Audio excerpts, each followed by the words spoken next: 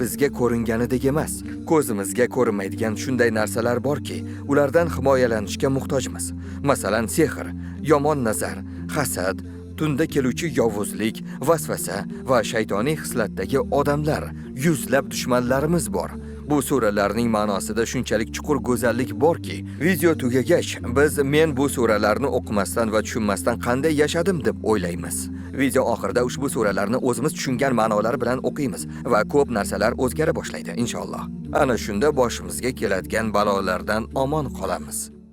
Payg'ambar alayhissalomga ham sehr qilinganini bilarmidingiz? Labib ismli kishi payg'ambarimizning soch tolalarini bir taroqqa o'rab sehr qildi. So'ngra uni quduqqa otdi. Bu payg'ambar uchun sinov edi. U kishi qattiq kasal bo'ldilar. Kun sayin ahvollari og'irlashib ketdi. So'ngra Alloh oyat nozil qildi. Sahobalar borib quduqqa tushishdi. Ha, quduq tubida chindan ham soch tolasi o'ralgan taroq bor edi. Ushbu voqeadan keyin Falaq va Nas suralari nozil bo'ldi. Taroqqa 12 soch tolasi o'ralgandi. Ushbu ikki surada ham 12 oyat nozil bo'ldi. Allohning payg'ambari har bir tugun uchun bir oyat o'qidilar. Har safar o'qiganlarida bittadan tugun yechilib, ahvollari o'nglana boshladi. So'nggi oyatni o'qiganlarida oxirgi tugun yechildi. Kasallik, sehr, jodu butunlay yo'q bo'ldi. Demak, bu suralar juda kuchli. O'sha kungacha payg'ambarning himoya uchun boshqa duolari bor edi. Ammo suralar nozil bo'lgandan keyin o'rniga ularni o'qiy boshladi. Payg'ambarimiz har kecha yotishdan oldin ushbu ikki surani Ixlos surasi bilan birga o'qib, keyin qo'llariga puflar, so'ngra qo'llarini tanasining qo'li yetadigan qismlariga surtib yotardilar. Endi Falaq surasida e'tibor qilsak, birinchi oyat qanday? Qul a'udhu bi robbil falaq. Ayting, tong Robbisidan panoh so'rayman. Qanday chiroyli oyat. Tong Robbisi, nega tong? Chunki qorong'u tundan so'ng tong otishi bor. Demak, bu umid degani. Bu hayotimizda yuz beradigan kulfatlarga ishora qilmoqda. Har kechaning o'z tongi bor. Oyat shuni uqtirmoqda. 10 yil oldingi muammoingizni eslang. O'sha muammo yo umuman yo'qolgan yoki boshqa bezovta qilmay qo'ygan. Demak, tun o'tib, tong otibdi. Ba'zan atrofimizdagi hamma narsa bizga qarshi chiqayotgandek tuyulishi mumkin, ammo bu kechaning ham tong otishi bo'ladi. Demak, qiyinchilikka sabr qilishimiz lozim. Yunus alayhissalomni eslang. Ular baliq qornida edilar. Dengiz o'rtasida to'fon ichida edilar. Bundan ortiq falokat bormi? O'z xatosini tan oldi va ey Robbim, albatta men xato qilguvchilardan bo'ldim dedi. Uni faqatgina Alloh qutqarishi mumkinligini chin dildan his etdi va duoda mustaqim bo'ldi. Oxirida Alloh uni qutqardi va omonlik berdi. Ibrohim alayhissalomni eslang. Ular uni ulkan katapulta yordamida ulkan olovga uloqtirishdi. Tashqaridan qaraganda umid yo'qdek, lekin Alloh olovga undan qutulishni iloji yo'q deb o'ylaymiz. Lekin sizni yo'qdan bor qilgan, cheksiz kuchga ega bo'lgan va butun koinotni boshqaradigan zot siz uchun chiqish yo'lini yaratib bera olmaydimi? Dunyoda o'zi necha yil turamiz? Har holda 1000 yil emas. 100 yildan keyin siz va sizni yaqinlaringiz yoki dushmanlaringiz hammamiz yer ostida bo'lamiz. Bu hayot bir kun tugaydi. Dunyo bir soat. Muammolarimiz abadiy qolarmidi? Qutula olmayman degan muammoingizdan qutulib bo'ldingiz-ku. Tong otdi, umid paydo bo'ldi. Bu oyat bizni shunday o'ylashga undaydi. Ey Robbim, endi nima qilaman deysiz-ku? U sizga Qul ayt deydi. Siz esa nimani aytay deysiz? a'udhu bi robbil falaq. Quyosh ko'tariladi. U qorong'ulikdan chiqib ketadi. Zulmat butkul yo'qoladi. Yorug'lik paydo bo'ladi. Mana shu umid bilan qiyinchilikdan o'tib olasiz. Keyingi oyat. Min sharri ma xalaq. Ma'nosi nima? U yaratgan narsalar yomonligidan. Shoshmang, demak, qiyinchilik o'zidan o'zi paydo bo'lmagan. Alloh uni yaratgan. Uni boshqara olmasangiz, unda nima qo'lingizdan keladi? Uni boshqaradigan va to'xtatib qoladigan birortasini topasiz. Oyat sizga shunday murojaat qiladi. Noto'g'ri joydan yoki uzoqdan qidirmang. Uni yaratgan va boshqara oladigan zot Allohdir. Tug'ilganimizdan beri ko'p marta bizga yaxshilik qilgan Alloh haqida gapiryapmizmi? Hayotingiz davomida berilgan tuhfalarni eslang. Ha, bu degani uni sizga nisbatan muhabbati bor. Agar Alloh shunday bo'lishni xohlabdimi, demak ortida bir hikmat bor. Mana shu qalbingizga taskin berishi lozim. Alloh Alloh holatingizni biladi. Albatta har bir ishda sizga yaxshilik bor. Sizni u tomon yo'llayapti. Demak, himoya so'rab kimni oldiga borish kerak ekan? Muammolarni yaratib ularni nazorat qiluvchi Allohga. Baxtli bo'lishimiz uchun ko'plab sabablar kerak. Xafa bo'lish uchun bitta kamchilikning o'zi yetarli. Masalan, bir mashinani olsak, u yurishi uchun yuzlab qismlar kerak bo'ladi. Rul, dvigatel, tutun chiqarish, minglab mayda narsalar. Shulardan bittasi yo'q bo'lsa, mashina yurmaydi. Bizni ham hayotimiz shunga o'xshash. Oldinga siljiymiz, yashashda davom etamiz, lekin bitta narsani deb butun xotirjamligimizni yo'qotamiz. Mana shuning o'zi ham himoyaga qanchalar muhtojligimizni ko'rsatadi. Alloh bilan aloqani uzgach, hamma narsa birin-ketin qulay boshlaydi. Nimalardan himoya kerakligini sanab chiqamizmi? Zilzila, toshqin, tabiiy ofatlar, kasalliklar, yaqinlarni yo'qotish, sehr, jinlar, falokatlar, xatolar, depressiya. Bunaqalar tiqilib yotibdi. Masalan, sizga xiyonat qilganlar, ba'zida og'am deb ishonganingiz hayotingizni barbod qiladi. Shunaqa bo'lishi mumkin. Ba'zi narsalar tashqaridan chiroyli, ammo aslida yomon. Mana shu oyatni o'qiganimizda Allohdan ana shu narsalardan panoh so'raymiz. Yana bir eslasak, min sharri ma xalaq nimadan panoh so'rayman? U yaratgan har qanday yomonlikdan. Panoh so'rashimiz kerak bo'lgan yana bir narsa bor. Yomon ko'z, al-ayn. Yomon ko'z o'zi nima? Yomon ko'z bu kimdir sizga hasad bilan qaraganida uning nazari sizga yomonlik keltirish uchun yuborilishi. Yomon ko'z ikki holatda yaxshi ta'sir qiladi. Birinchisi, biror narsani ko'rib qoyil qolganingizda. Sizga biror narsa juda yoqadi, lekin uni Alloh bilan bog'lamadingiz. Masalan, Alloh buni qanday go'zal yaratibdi demay, qanday go'zal deysiz, xolos. Ayniqsa onalar o'z farzandlariga bexosdan yomon ko'z ta'sirini yuqtirib qo'yishlari mumkin. Mashalloh demay aytilgan maqtov so'zlari qattiq ta'sir qilishi mumkin. Ikkinchisi undan ham xatarli, hasad. Bunday qarash boshqa insonni mashaqqatga kirishiga sabab bo'lishi mumkin. Lekin menga ko'z tekkanini qanday bilaman? Agar hayotingizda hamma narsa orqaga keta boshlasa, saqlab qolishga harakat qilayotgan narsalaringiz muvaffaqiyatsizlikka uchrasa, ayniqsa katta muvaffaqiyatdan so'ng darhol bir balo yuz bersa, bu yomon ko'zning belgisi bo'lishi mumkin. Buni o'zi nega gaplashyapmiz? Chunki Falaq va Nas suralari yomon ko'zdan himoyalanish uchun eng kuchli quroldir. Alloh taolo Qalam surasining 51-oyatida payg'ambarimizga kofir bo'lganlar sizni ko'zlari bilan yiqitishga oz qoldi deydi. Unda savol tug'iladi. Shuncha odamlarni ichida bo'lsak, ularni nazaridan qanday himoyalanish mumkin? Birinchi yo'li, Falaq va Nas suralarini har kecha o'qish lozim. Ikkinchisi, muvaffaqiyatimizni birovga aytmaslik. Uchinchisi, ijtimoiy tarmoqda biror nimani ko'z-ko'z qilmaslik. Kim buni ko'rishni, ko'rganda nimani his qilishini bilmaymiz-ku. Masalan, baxtli oilangiz bor va farzandlaringiz bilan tushgan rasmingizni tarmoqqa joyladingiz. Buni ko'rgan odamda esa bunday narsalar yo'q. Ularda hasad bo'lmasa ham ushbu rasmni ko'rib ozgina xafa bo'lsalar, shuning o'zi ko'z nazariga sabab bo'lishi mumkin. U odam hech qachon ziyon yetkazish niyatida bo'lmaydi. O'zi ham bunday qilayotganini bilmaydi. Shuning uchun himoyani Allohdan so'rashimiz lozim. Demak, keyingi oyat va min sharri g'osiqin iza waqab. Va kirib kelayotgan qorong'ulik yomonligidan. Bu yerda nimadan panoh so'raymiz? Tun tushgandagi yomon narsalardan. Nega oyat tun haqida gapirmoqda? Chunki tunda noma'lum xatarlar, chayon, ilon va boshqa narsalar bo'lishi mumkin. Yorug' payti atrofingizda nima borligini ko'rib turasiz, ammo qorong'u tushishi bilanoq bu holat o'zgaradi. Psixologik tomondan qarasak, tun bu yolg'iz bo'lish ekan. U paytda bir o'zingiz qolasiz. O'ychan bo'lib qolasiz. Hissiyotlaringizga e'tibor berasiz. Tunda inson ruhiy va aqliy jihatdan zaiflashadi. Shuning uchun Allohdan tun yomonligidan panoh so'raymiz. Va min sharri naffasati fil uqat. Va tugunlarga dam soluvchilar yomonligidan, ya'ni sehr qiluvchilar degani. Allohdan ularning yomonligidan panoh so'raymiz. Qadrli birodarlarim, sehrga yengil qaramang, ayniqsa nikoh masalalarida. Masalan, kimdir bir qizga uylanishni niyat qildi-yu, u qiz boshqasiga tegib ketdi. Hasad shu darajada kuchaydiki, o'sha odam nikohni buzish uchun sehr qiladi. Sehrning turlari ko'p. Menga hech nima qilmaydi deb o'ylamang. Sehr hatto payg'ambarimizga ham qilingan va u ta'sir qilgan. Shuning uchun bizga Falaq va Nas suralari kerak. Va min sharri hasidin iza hasad. Va hasad qilgan hasadchining yomonligidan deb ayt. Hasadchi sizda bor narsadan xafa bo'ladigan emas, balki boringizdan ayrilishni istaydigan odam. Kimdir bir yaxshilikka erishsa, hasadchi qarab, u nega bunga erishdi deydi. Bu yomon ko'rishdan ham yomonroq. Bu o'zi anglamagan holda Alloh belgilagan taqdirga qarshi chiqishdir. Chunki bu ne'matni bergan zot Allohning o'zidir. Bunaqa fikrlash Alloh kimga yaxshilik berishni bilmaydi deyish bilan barobar.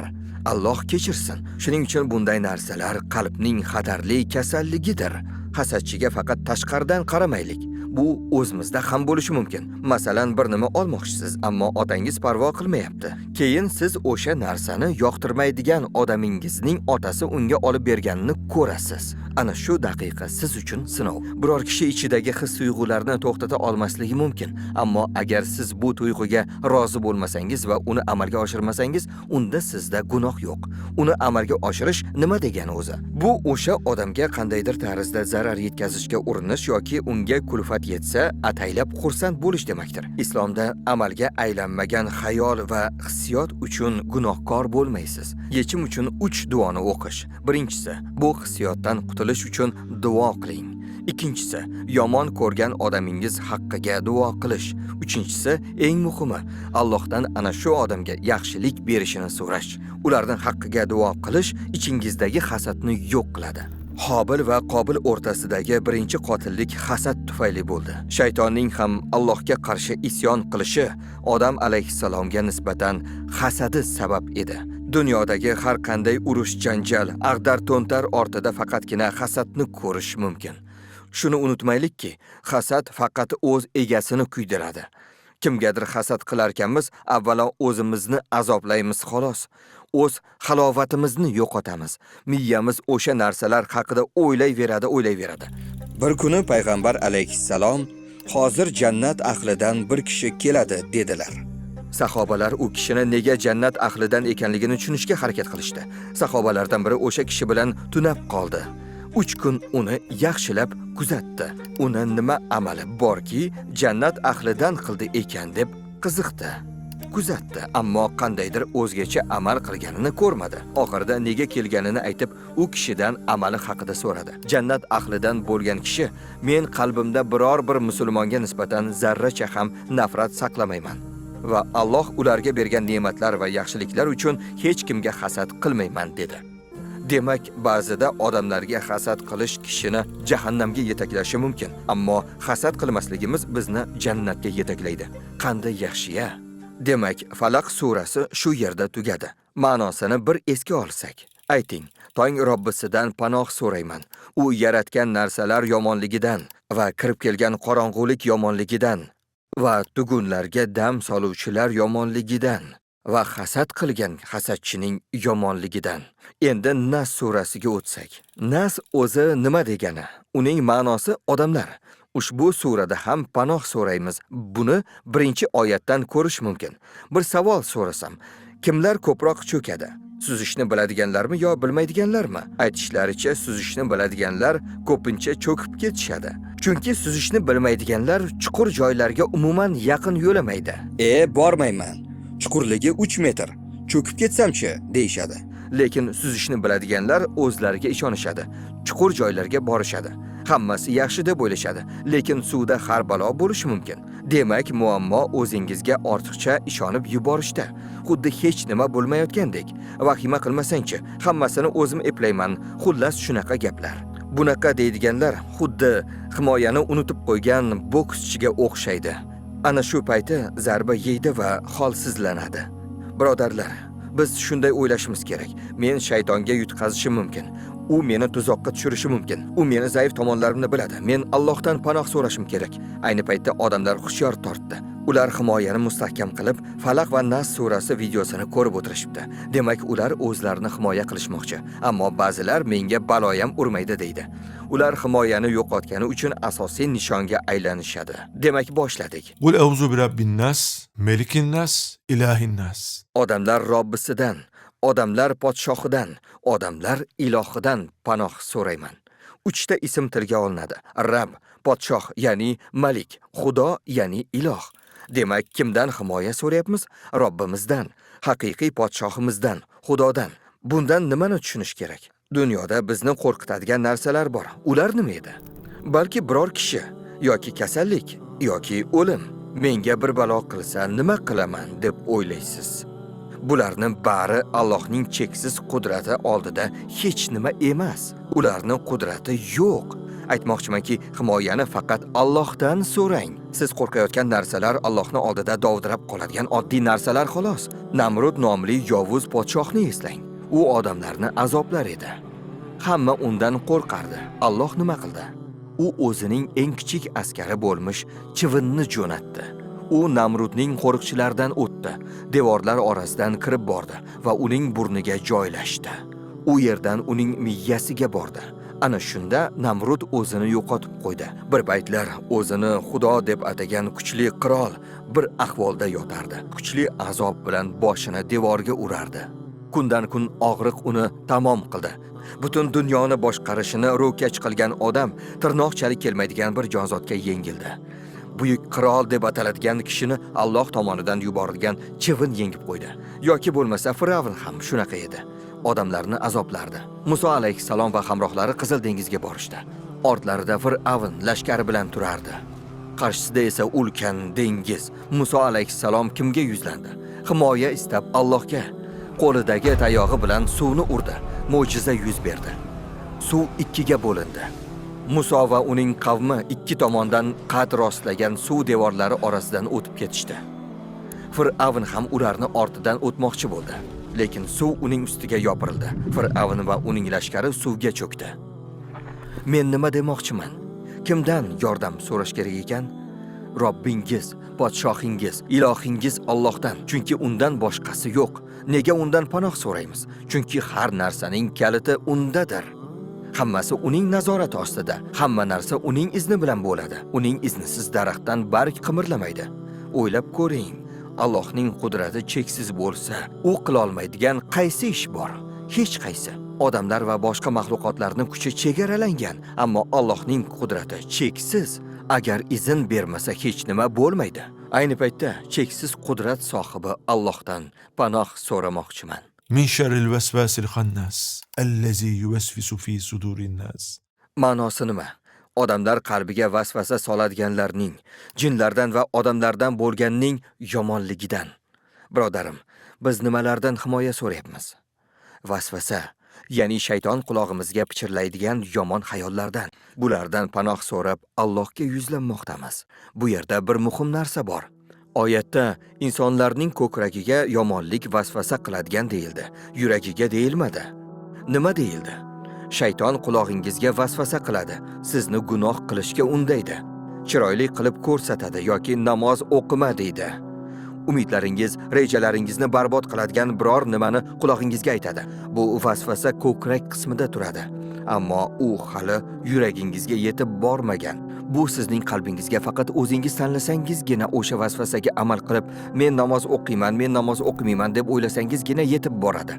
Men allaqachon tahoratga berilib ketganman, namoz o'qishni xohlamayman, muammolarim ko'p. Ana shunda ko'krakdagi vasvasa yurakka kirib joylashadi. Vasvasa o'zini eshitganda nimani tushunishimiz kerak?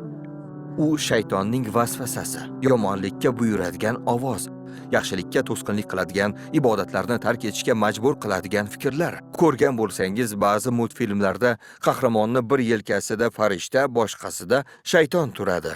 Bu ham shunga o'xshash. Shayton bizga ko'p gapiradi. Bu yerda eng g'alati narsa, shaytonning gaplari xuddi o'z xayollaringizga o'xshab ketadi. Xayollaringizdagi suhbatlar, tasavvurlar, ehtimol yomon so'zlar, fikrlar, ular har doim ham sizniki bo'lmagan. Masalan, Ahmad ismli bolani olsak, u biror qiz bilan tanishishni o'ylayapti. Bir kuni supermarketda bir qizni uchratadi. Qiz undan yordam so'raydi. Ular suhbatlashishadi, tanishib olishadi. Ahmad ichida o'ylaydi, hozir uylanishga sharoitim yo'q, balki 5-6 yildan keyin uylanarman deb o'ylaydi. Ungacha esa bu qiz bilan yaxshilab tanishib olay, unga islomni tanishtiray, ko'rinishidan bir yaxshi qizga o'xshaydi. Ahmad bularni o'z xayollarim deb o'ylaydi. Lekin shoshmay turing. Bu xayollar islom qoidalariga zid-ku. Bu shaytonning vasvasasi. Ushbu farqni aniqlaganingizda oldingizdagi sinov bilan bog'liq katta muammoni hal qilgan bo'lasiz. Buni qanday aniqlash mumkin? Bu shaytonning gapimi yo o'zimnikimi? Agar bu halol narsalar chegarasidan tashqarida bo'lsa yoki sizni ma'naviy jihatdan pastga tortsa, umidsizlik solsa, bu shaytonning vasvasasi. Ehtiyot bo'lish lozim. Ba'zida bu vasvasalar beg'ubor tuyuladi. Tafsir kitoblarimizda shunday deyiladi. Shaytonning quyidagicha rejalari bor. Birinchisi siz uchun, men uchun, hamma uchun. U bir insonni kufrga yoki shirkka yetaklaydi. Birinchi maqsad kufr va shirk. Bu reja ish bermasa, uni katta gunohlarga yetaklaydi. Bu ikkinchi reja. Agar u ham ish bermasa, unda katta gunohlar bilan chalg'itadi. Bu uchinchi reja. Agar bu ham ish bermasa, unda u kishini keraksiz ishlar bilan chalg'itishga urinadi. Agar uni shunga ham yetaklay olmasa, uni katta savobli ishlardan uzoqlashtirib, yengilroq ishlar tomonga yetaklaydi. Boshqacha aytganda, shayton insonni aldash uchun ming xil reja tuzadi. Allohdan panoh so'ramay turib, uning tuzoqlaridan qutulish imkonsiz. Lekin biz befarq bo'laveramiz. Menga hech nima bo'lmaydi deb yuraveramiz. Bir kun kelib, kuniga 5 mahal namoz o'qirdim, nega to'xtatdim dermiz. Chunki himoyani yo'qotdingiz. Ortingizdan yurib zaif tomoningizni qidirayotgan dushmaningiz bor edi. Vaqti kelganda unga istaganini berdingiz. Ana endi shu ahvolga tushib qoldingiz. Sura davom etadi. Minal jinnati wan nas. Ma'nosi nima? Jinlar va odamlardan bo'lganning yomonligidan. Mashhur olim Badiuz Zamon Said Nursi shaytonning mavjudligini isbotlash bilan birga inson shaytonlarni ham misol qilib keltiradi. Oramizda shayton bormi deydi. Ha, oramizda shaytondek harakatlanadigan odamlar bor. Agar bu odamlar jismoniy tanalarini ko'rinmas qila olsalar bas, shaytondan butunlay farqlari qolmaydi. Zolimlar, odamlarni gunohga chorlovchilar, harom narsalarni tarqatuvchilar. To'g'ri, ba'zida odam o'z xohishlari tufayli gunohga yo'l qo'yadi. Bu boshqa masala. Ammo shunday odamlar borki, yomonlikni tarqatib, boshqalarni gunohga da'vat qilishni kasb qilib olishgan. Bu odamlar inson tanasidagi shaytonlardir. Shunday ekan, shayton vasvasasi deganda faqat jinlarni emas, balki odamlarni ham inobatga olishimiz lozim. Chunki bir kishi yovuzlikda tinimsiz davom etsa, u shaytondan ham yomon hisoblanadi. Shayton faqat qulog'ingizga pichirlaydi, ammo inson, masalan do'stingiz, qo'lingizdan ushlab sizni harom ishlar tomon yetaklashi mumkin. Pichirlabgina emas. Sizga mana shunday deyishlari mumkin. Nega seni sevgan qizing yoki yigiting yo'q? Xunukman deb o'ylaysanmi? Unday emas, do'stimda bir tanishi seni ko'rib yoqtirib qolibdi. Balki uchrashib ko'rarsan. Va hokazo. Alloh saqlasin. Bu gaplar beg'ubor tuyulishi mumkin. Ba'zida shayton atrofimizdagi odamlarga vasvasa qiladi va shayton bizga ta'sir qilishi uchun atrofimizdagi odamlardan foydalanadi. Shuning uchun biz jinlardan ham, odamlardan ham Allohdan panoh so'rashimiz kerak. Shunda biz himoyalanamiz. Barcha oyatlarni birma-bir takrorlaylik. Odamlar Robbisidan, odamlar podshohidan, odamlar ilohidan panoh so'rayman. Odamlar qalbiga vasvasa soladiganning, jinlardan va odamlardan bo'lganning yomonligidan. Mana, Falaq va Nas suralarini ham tugatdik. Aytishadi-ku, saboq o'rganilmagunicha takrorlanadi deb. Sinovlar, qiyinchiliklar va biz duch keladigan mashaqqatlar Allohning ogohlantirishidir. Bizga usiz yashay olmasligimizni eslatadi. Bu orqali Alloh bizni o'zidan panoh so'rashga undaydi. Hamda mana shunday suralar bilan Alloh o'zi bizni to'g'ri yo'lga boshlaydi. Endi bilamizki, tunlar qorong'u bo'lishi mumkin. Sinovlar jimgina yaqinlashishi mumkin, ammo bizda Rabbimiz, Malikimiz, Ilohimiz bor. Bizda har bir zulmatni yorib o'tish uchun Falaq surasi va har qanday vasvasani yo'q qiluvchi Nas surasi bor. Ushbu videodan keyin hayotingizda nimadir o'zgarsin. Har kuni uxlashdan avval xuddi payg'ambar alayhissalomdek avval Nas va Falaq suralarini o'qib yoting. Ammo bugundan boshlab ularni tushunib oldingiz. Panoh so'rang va taslim bo'ling. Unutmang, agar har kecha ushbu suralarni o'qib yotmasangiz, himoyangizni zaif qoldirgan bo'lasiz. Lekin aksincha bo'lsa, qalqonga ega bo'lasiz. Ana endi sizni hech qanday qorong'ulik qo'rqita olmaydi. Chunki siz tong Robbisi bo'lgan Allohdan panoh so'radingiz. Ushbu turkum videolarning birinchisi Fotiha haqida edi. Alhamdulillah, u video manfaatli chiqdi. Ishonamanki, ko'pchilikka foydasi tegadi. Ushbu turkumning keyingi videolarida biz ochuvchi duo Subhanaka Allohumma kalimasiga alohida to'xtalib o'tamiz. Videolarimizning so'nggi qismiga yetganimizda inshaalloh o'qilgan oyatlarning barchasiga tushunib olamiz. Inshaalloh kamtarlik va diqqat bilan ibodat